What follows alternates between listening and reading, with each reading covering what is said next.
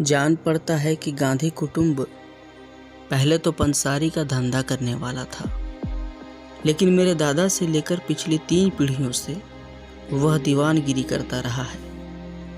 ऐसा मालूम होता है कि उत्तम चंद्र गांधी अथवा ओता गांधी टेक वाले थे।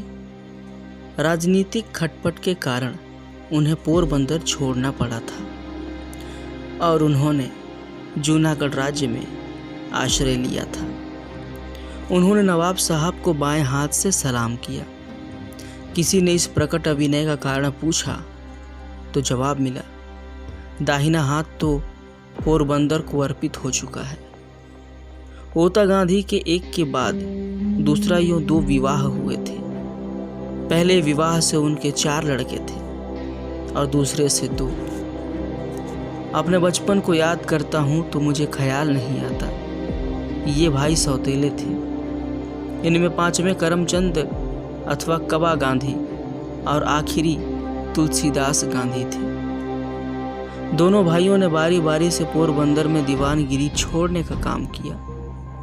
कबा गांधी मेरे पिताजी थे। पोरबंदर की दीवानगिरी छोड़ने के बाद वे राजस्थानी कोर्ट के सदस्य थे। बाद में राजकोट में और कुछ समय के लिए वांकानेर में दीवान थे। मृत्यु के समय वे राजकोट दरबार के पेंशनर थे। कबा गांधी के भी एक के बाद एक यूं 4 विवाह हुए थे। पहले 2 से 2 कन्याएं थी। अंतिम पत्नी पुतली बाई से 1 कन्या और 3 पुत्र थे। उनमें अंतिम मैं हूँ। पिता कुटुंब प्रेमी, सत्यप्रिय, शूर, उदार किंतु क्रोधी थे। थोड़े विषयासक्त भी रहे होंगे। उनका आखिरी ब्याह 40वें साल के बाद हुआ था। हमारे परिवार में और बाहर भी उनके विषय में यह धारणा थी कि वे रिश्वतखोरी से दूर भागते हैं और इसलिए शुद्ध न्याय करते हैं। राज्य के प्रति वे वफादार थे। एक बार प्रांत के किसी साहब ने राजकोट के ठाकुर साहब का अपमान किया था। पिताजी ने उसका विरोध किया। साहब नाराज हुए। कबा गांधी से माफ़ी मांगने के लिए कहा। उन्होंने माफ़ी मांगने से इनकार किया। फलस्वरूप कुछ घंटों के लिए उन्हें हवालात में भी रहना पड़ा। इस पर भी जब वे डिगे रहे तो अंत में साहब ने उन्हें छोड़ देने का हुक्म दिया। पिताजी ने धन बटोरने का लोभ कभी नहीं किया। इस कारण हम भाइयों के लिए बहुत थोड़ी संपत्ति छोड़ गए थे। पिताजी की शिक्षा केवल अनुभव की थी। आजकल जिसे हम गुजराती की 5वीं किताब का ज्ञान कहते हैं, उतनी शिक्षा उन्हें मिली होगी। इतिहास भूगोल का ज्ञान तो बिल्कुल ही न था। फिर भी उनका व्यावहारिक ज्ञान इतने ऊंचे दर्जे का था कि बारीक से बारीक सवालों को सुलझाने में अथवा 1000 आदमियों से काम लेने में उन्हें कोई कठिनाई नहीं होती थी। धार्मिक शिक्षा नहीं के बराबर थी, पर मंदिरों में जाने से और कथा वगैरह सुनने से जो धर्म ज्ञान असंख्य हिंदुओं को सहज भाव से मिलता रहता है, वह उनमें था। आखिर के साल में एक विद्वान ब्राह्मण की सलाह से, जो परिवार के मित्र थे, उन्होंने गीता पाठ शुरू किया था और रोज पूजा के समय वे थोड़े बहुत श्लोक ऊंचे स्वर से पाठ किया करते थे। मेरे मन पर यह छाप रही है कि माता साध्वी स्त्री थी। वे बहुत श्रद्धालु थी। बिना पूजा पाठ के कभी भोजन न करती। हमेशा हवेली अर्थात वैष्णव मंदिर जाती। जब से मैंने होश संभाला तब से मुझे याद नहीं पड़ता कि उन्होंने कभी चातुर्मास का व्रत तोड़ा हो। वे कठिन से कठिन व्रत शुरू करती और उन्हें निर्विघ्न पूरा करती। लिए हुए व्रतों को बीमार होने पर भी कभी न छोड़ती। ऐसे एक समय की मुझे याद है कि जब उन्होंने चंद्रायण का व्रत लिया था। व्रत के दिनों में वे बीमार पड़ी पर व्रत नहीं छोड़ा। चातुर्मास में एक बार खाना तो उनके लिए सामान्य बात थी। इतने से संतोष न करके एक चौमासे में उन्होंने तीसरे दिन भोजन करने का व्रत लिया था।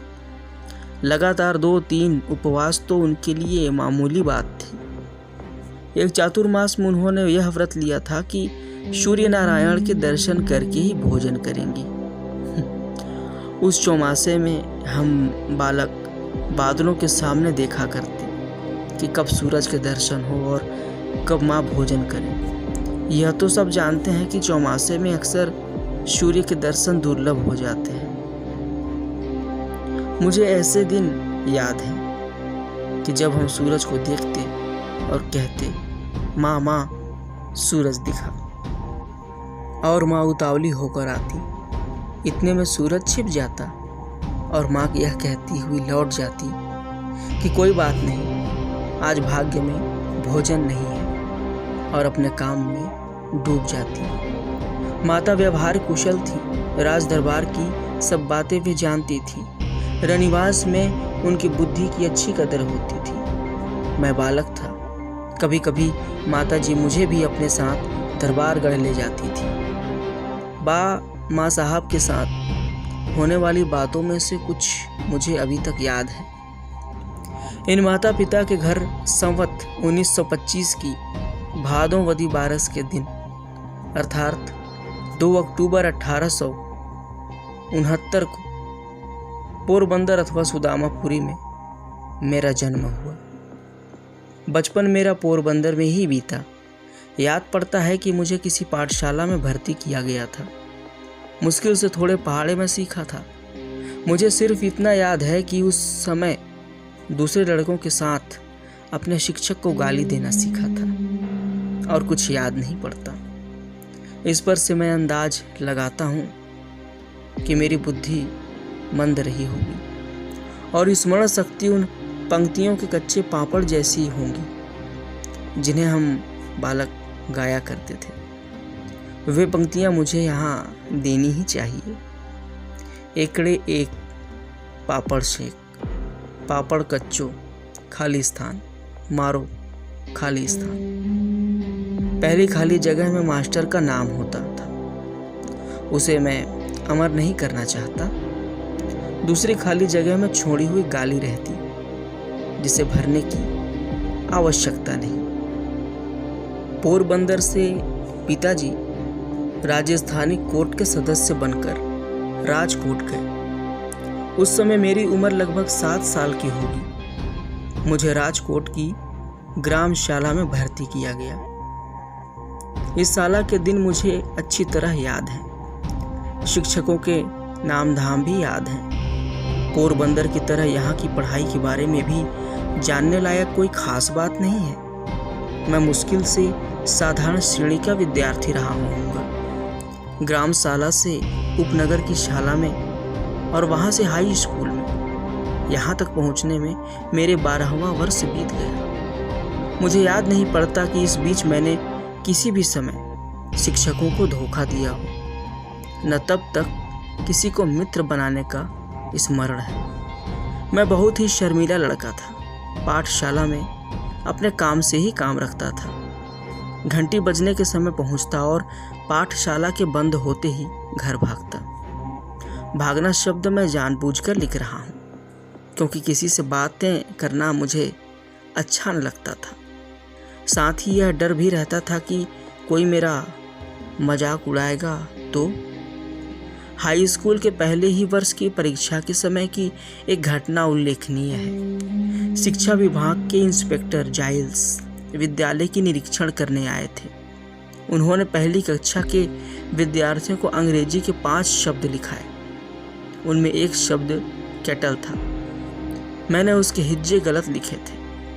शिक्षक ने अपने बूट की नोक मारकर मुझे सावधान किया, लेकिन मैं क्यों सावधान होने लगा?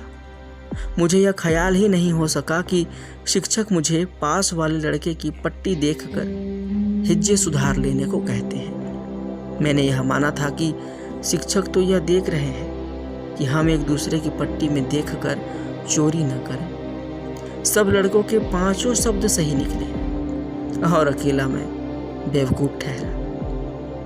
शिक्षक ने मुझे मेरी बेवकूफ़ी बाद में समझाई, लेकिन मेरे मन पर कोई असर न हुआ। मैं दूसरे लड़कों की पट्टी में देखकर चोरी करना कभी सीख न सका। इतने पर भी शिक्षक के प्रति मेरा विनय कभी कम न हुआ। बड़ों के दोष न देखने का गुण मुझ में स्वभाव से ही था। बाद में इन शिक्षक के दूसरे दोस्त भी मुझे मालूम हुए थे। फिर भी उनके प्रति मेरा आदर तो बना ही रहा। मैं यह जानता था कि बड़ों की आज्ञा का पालन करना चाहिए। वे जो कहें सो करना, करें, उसके काजी न बनना। इसी समय के दो और प्रसंग मुझे हमेशा याद रहे हैं। साधारणतः पाठशाला की पुस्तकों को छोड़कर और कुछ पढ़ने का मुझे शौक नहीं था। सबक याद करना चाहिए, उलाहना सहा नहीं जाता। शिक्षक को धोखा देना ठीक नहीं, इसलिए मैं पाठ याद करता था, लेकिन मन अलसा जाता। इससे अक्सर सबक कच्चा रह जाता। ऐसी हालात में दूसरी कोई चीज़ पढ़ने की इच्छा क्यों कर रही होती? किंतु पिताजी की खरीदी हुई एक पुस्तक पर मेरी दृष्टि पड़ी। नाम था श्रवण पितृभक्ति नाटक। मेरी इच्छा उसे पढ़ने की हुई और मैं उसे बड़े चाव के साथ पढ़ गया। उन्हीं दिनों शीशे में चित्र दिखाने वाले भी घर घर आते थे। उनके पास भी श्रवण का वह दृश्य भी देखा जिसमें वह अपने माता पिता को कांवर में बैठाकर यात्रा पर ले जाता है। दोनों चीज़ों का मुझ पर गहरा प्रभाव पड़ा। मन में इच्छा होती कि मुझे भी श्रवण के समान बनना चाहिए।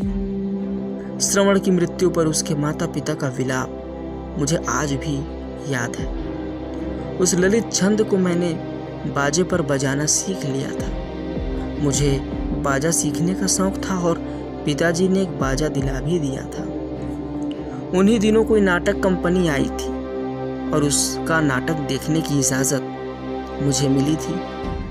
हरिश्चंद्र का आख्यान था। उस नाटक को देखते हुए मैं थकता न था। उस बार बार उसे देखने की इच्छा होती थी, लेकिन यो बार बार जाने कौन देता। पर अपने मन में मैंने उस नाटक को सैकड़ों बार खेला होगा। मुझे हरिश्चंद्र के सपने आते।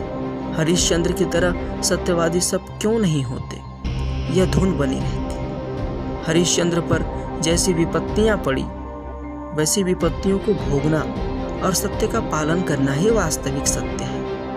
मैंने यह मान लिया था कि नाटक में जैसी लिखी है वैसी विपत्तियां हरिश्चंद्र पर पड़ी होंगी। हरिश्चंद्र के दुख देखकर, उनका स्मरण करके मैं खूब रोया हूँ। आज मेरी बुद्धि समझती है कि हरिश्चंद्र कोई ऐतिहासिक व्यक्ति नहीं था।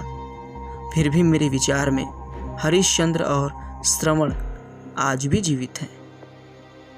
मैं मानता हूँ कि आज भी उन नाटकों को पढ़ूं तो मेरी आंखों से आंसू बह निकलेंगे। मैं चाहता हूँ कि मुझे यह प्रकरण न लिखना पड़ता, लेकिन इस कथा में मुझको ऐसे कितने ही कड़वे घूंट पीने पड़ेंगे।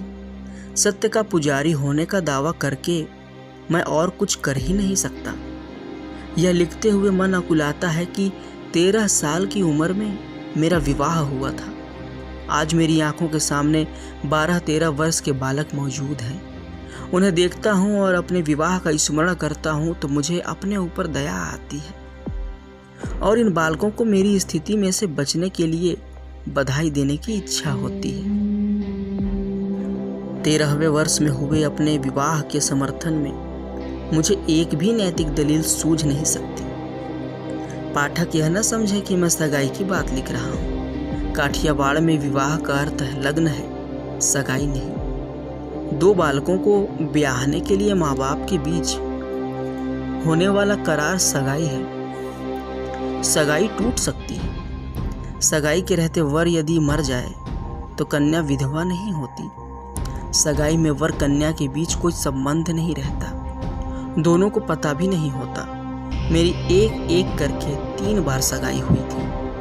ये 3 सगाइयाँ कब हुई इसका मुझे कुछ पता नहीं। मुझे बताया गया था कि 2 कन्याएं एक के बाद एक मर गई। इसीलिए मैं जानता हूँ कि मेरी 3 सगाइयाँ हुई थी। कुछ ऐसा याद पड़ता है कि तीसरी सगाई कोई 7 साल की उम्र में हुई होगी। लेकिन मैं नहीं जानता कि सगाई के समय मुझसे कुछ कहा गया था। विवाह में वर कन्या की आवश्यकता पड़ती है, उसकी एक विधि होती है, और मैं जो लिख रहा हूँ सो विवाह के विषय में है। विवाह का मुझे पूरा स्मरण है। पाठक अथवा श्रोतागण जान चुके हैं कि हम 3 भाई थे। उनमें सबसे बड़े का ब्याह हो चुका था। मझले भाई मुझसे 2 या 3 साल बड़े थे। घर के बड़ों ने एक साथ 3 विवाह करने का निश्चय लिया। मझले भाई का, मेरे काका जी के छोटे लड़के का, जिसकी उम्र मुझसे 1 साल शायद अधिक रही होगी, और मेरा।